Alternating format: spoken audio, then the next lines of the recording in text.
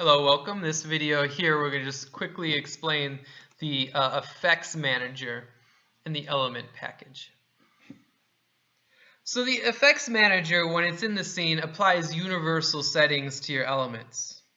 You may or may not want this. So for instance, you see in the demo all of these things are untextured, they're white.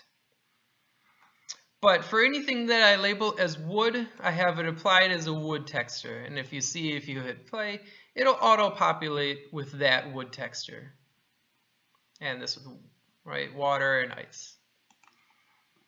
So those materials, you don't have to use them. I just used it for, it seems like convenience. A lot of times you want wood to look like wood and so forth. Same thing for physical properties, ice physics and water physics. So this changes, like ice slides around on the ground and water doesn't so much. It's more sticky. The color indicators are just visual indicators to show when something is getting hotter. It'll start tinting red. You could change these, of course, via the inspector. Maybe you don't want it that red, maybe that. And it starts getting blue when it's getting cold. These don't have to be here, right? For all of these effects manager settings, if you don't want to use them, you just go to an element.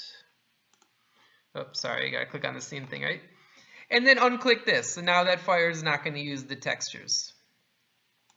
And it's not going to apply them.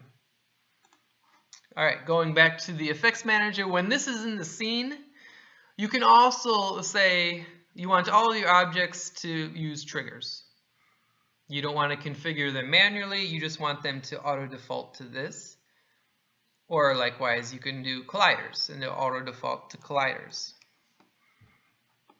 Now, when you do have this as the universal setting, you still are able to go to an individual element, like this fire here, and change it. So for instance, maybe it doesn't make sense to have fire as a collider. So I want this particular fire to be a trigger. I'll click trigger, and I'll make sure I don't use manager interact settings.